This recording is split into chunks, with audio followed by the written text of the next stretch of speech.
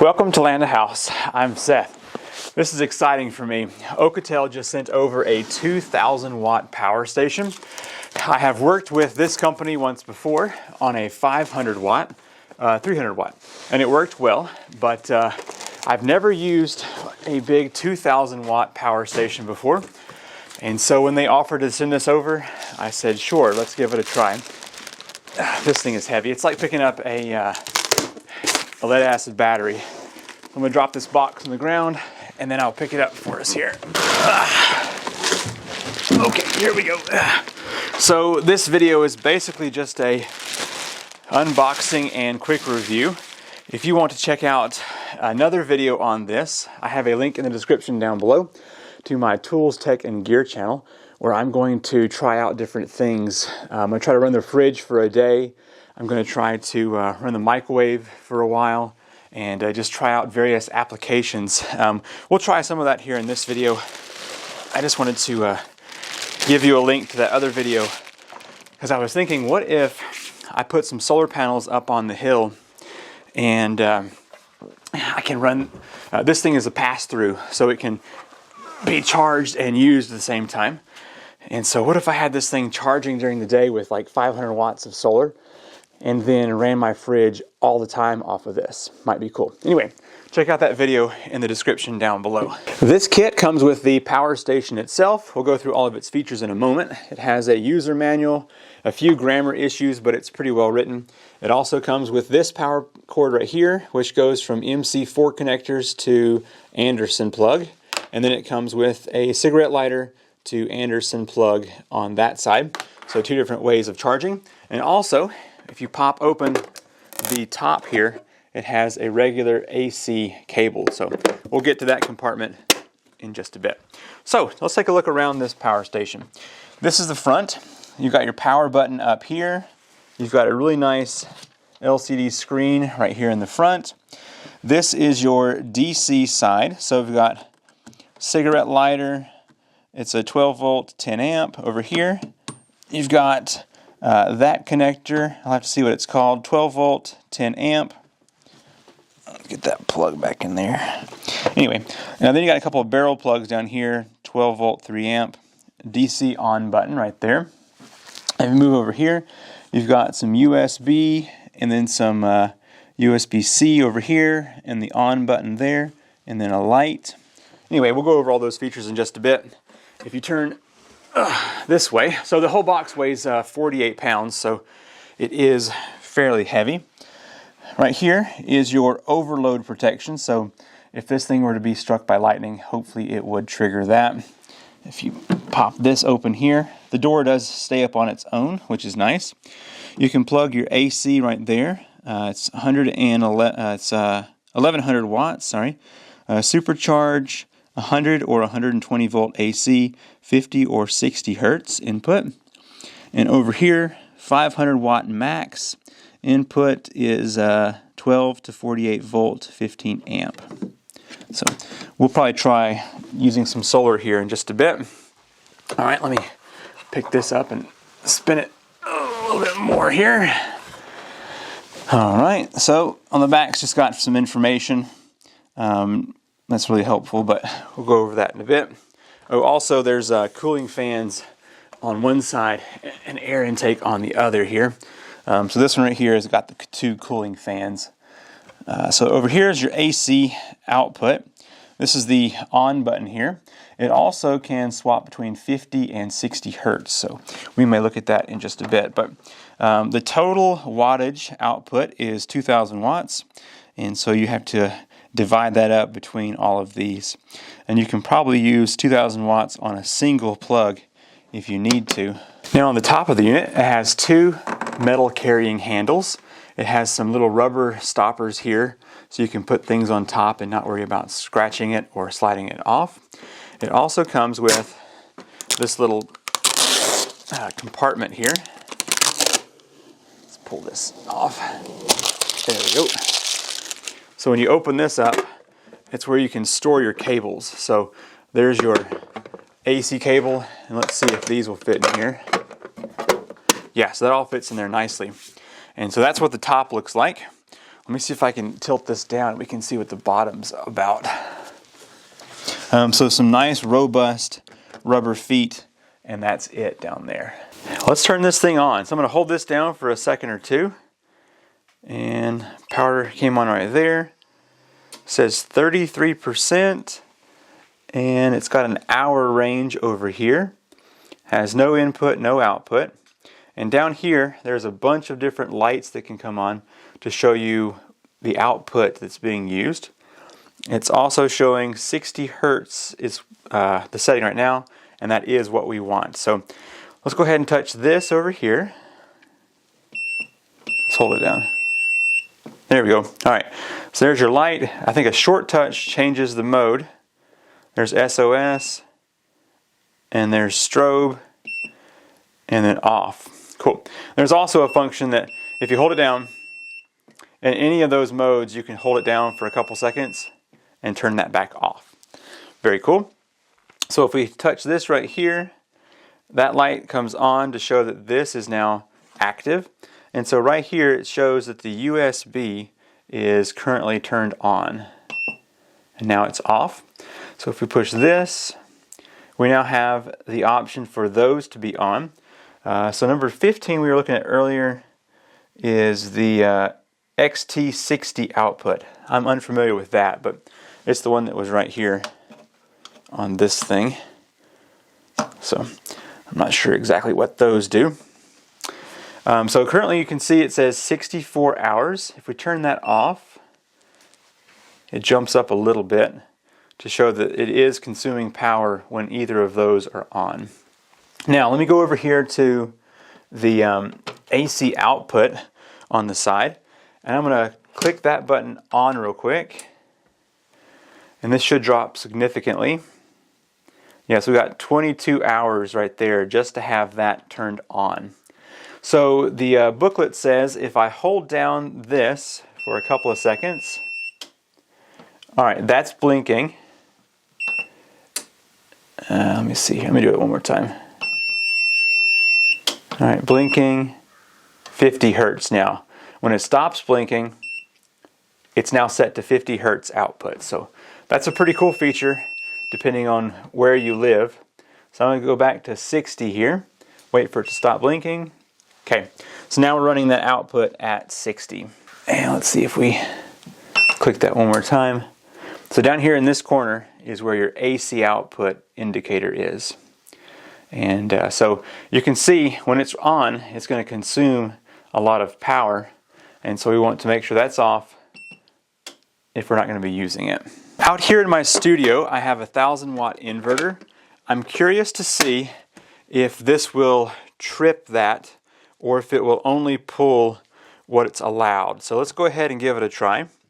If it does trip this because it's trying to pull 1,100 watts, then we will move outside and do some solar charging.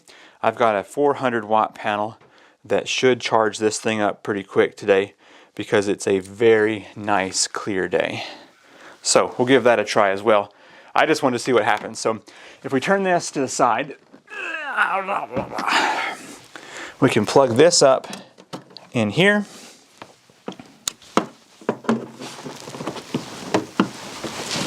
And then plug this up over here. All right, so we may be in the dark here in just a second. Let's give it a try.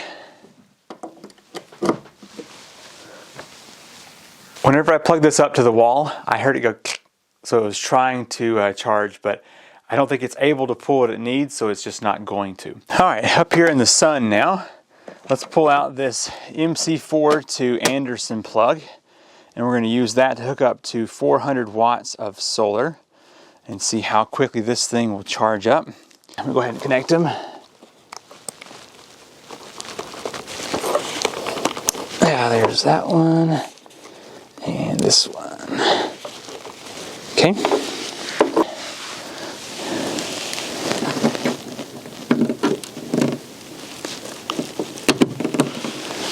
All right, let's see what's on our display. So it says 33%, 8 hours of charge time left, and it's charging at 170 watts. So it's going to take quite a while here with this panel.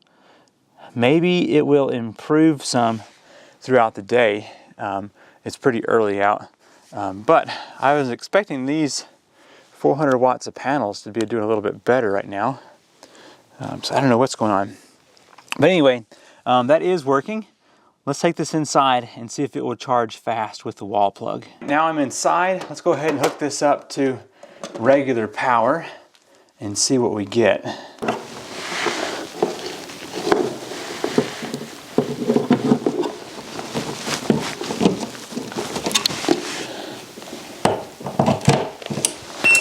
Okay, it clicked on immediately, which means out there in the shop, it must not have had the power that it needed. So let's look at the display here.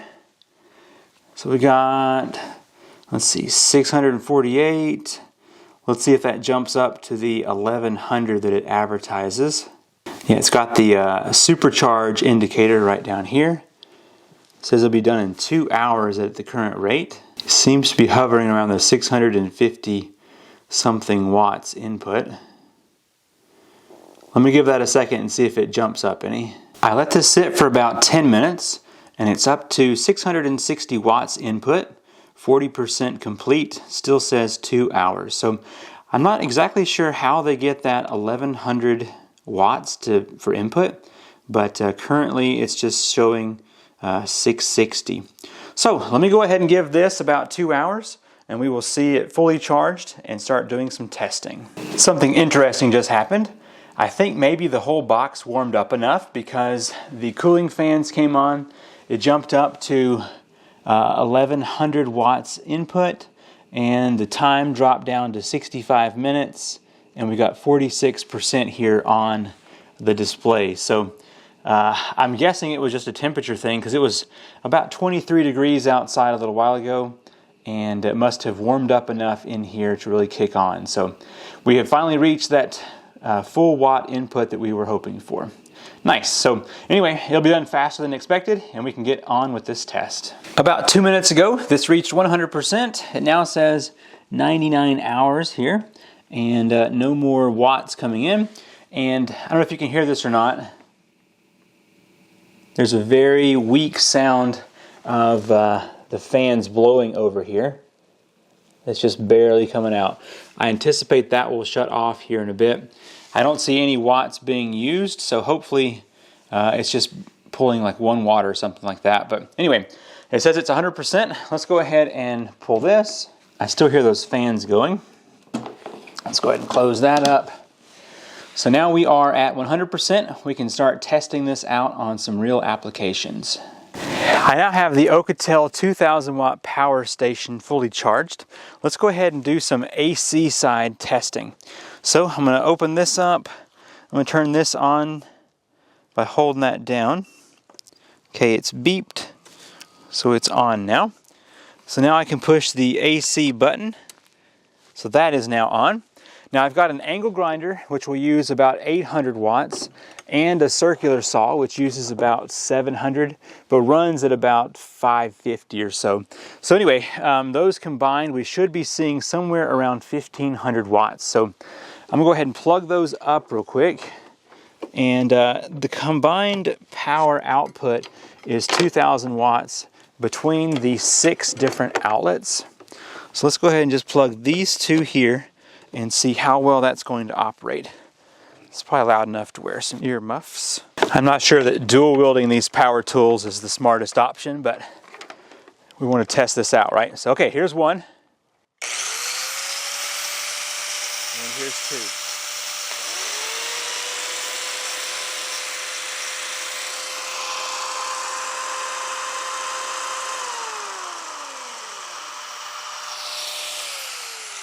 It actually only showed 640 watts on the display. So we didn't even get to the halfway mark with those 2 tools, which means we need to plug more stuff up to this. This should give us some nice results. I've got a router here.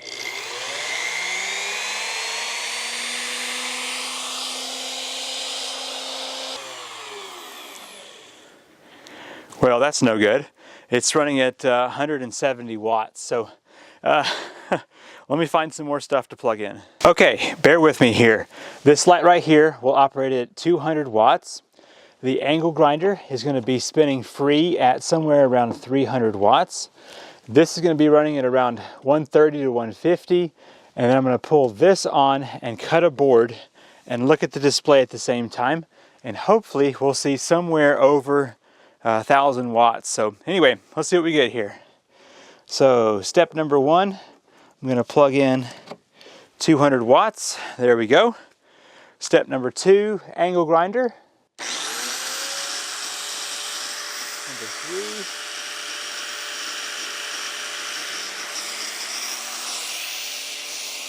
We've got 700 watts. Let's see if I can cut this and see it, the display at the same time.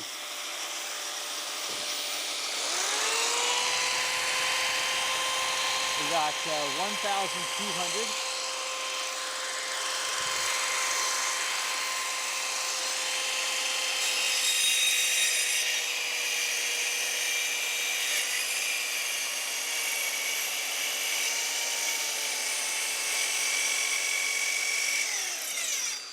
All right, what's your guess on what this thing just got up to?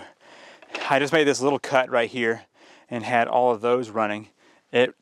First I saw 1,200 watts, and then it averaged out about 1,050 watts when I was actually cutting. So all that was going on, 1,000 watts. So we just reached half of the potential of this power station with all that going on. So I'm impressed. So that's basically just a short-term power usage.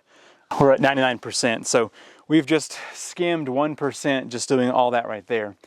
So I think the next thing I'm going to do is do more of a longevity test, and that will be found on my Tools, Tech, and Gear channel.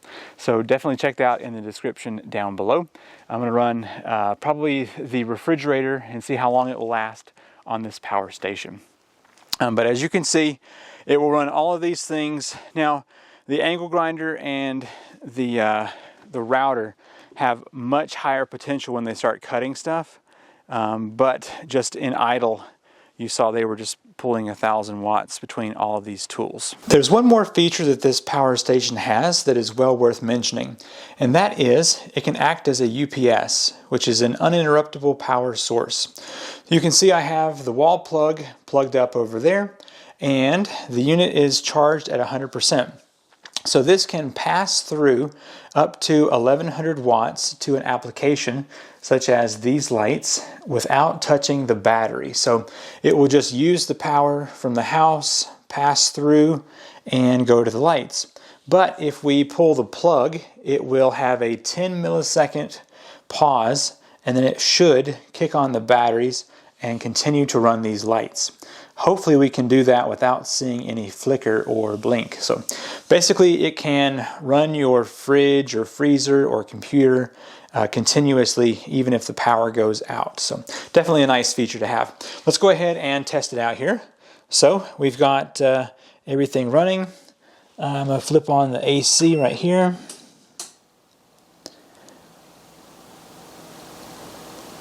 Okay. Let's go ahead and click on here and here. All right, so that is operating. We've got 75 watts input, 75 watts output. So hopefully what's happening is power is just passing through this, and it's not having to use anything from the battery itself. So the telling sign will be if I pull the plug, will those lights stay on? So here we go. Nice. So nothing happened there, and it's actually pulling a little bit more power now. Let me see if I can get it to focus. 77 watts versus the 74 it was doing before. But anyway, there you go. It definitely continued to run that and did not have any dropout or flicker. Looks like it's going to discharge at 16 hours to run that 77 watts. Now we know the AC side of this unit works very well. Let's go ahead and turn this back on and test out the DC side. So we've got 99% on the charge. So I've got this little speaker that needs to be charged up. So let's turn the DC on. And let's go ahead and plug this first one up here. All right, that's consuming a whopping 2 watts. So let's go ahead and plug up this tablet. I think it's right at 50% charged, so we'll go ahead and plug that up. This is a USB-C, but it should work. Yeah, so 50% on this tablet. Now we're using 15 watts. And then let's go ahead and plug up another one of these to charge some walkie-talkies. One thing I'm noticing is that the USB plugs seem to be a little bit loose on this unit. Just for example, if I just tug that, it's a little loose. I mean, it's not terrible though. I think it'll do fine. All right, let's plug that up. It's using 16 watts. Second one, now we're using 17 watts. So it indicates that it will run this right here for 76 hours. Or 74. So that's going to run that for a very long time before it is out of battery. So I'll be back in just a little bit. I imagine when all of these are finished charging, this display will drop down pretty close to 0, maybe 1 or 2 watts on that. So let's go ahead and see. Yeah, so 51% on this tablet. All 3 of these are at 100% charged after being plugged up for right at 3 hours. Now, I let this sit for 2 hours without charging anything, and it's at 97%. Hopefully it'll show up there for you. Yeah, there we go. So basically it took 1% of the battery to charge all of these, and the other 1% was just having this right here turned on. Ah, there we go, that's better. So I just had that turned on for an hour doing nothing, and it dropped at 1%. So that is something to mention. If you leave any of these on, it will drain it down pretty quick. So definitely turn that off. There we go. So this is the second unit that I have used from Oukitel. The other one was the 300 watt, and I gave that to my off-grid neighbor. He has used it every single night since I gave it to him about 2 months ago with his TV, and it has worked flawlessly. So if you want to check out the Oukitel 2000 watt power station, I have a link in the description down below, so you can go to the Amazon page and to their website. I will have a link to the Tools, Tech, and Gear video as well, so you can see me run the refrigerator for an extended period of time and hopefully use this in more of a real-world situation. Thank you so much for watching. I'm Seth with Land to House, and I will see you in the next video. Bye.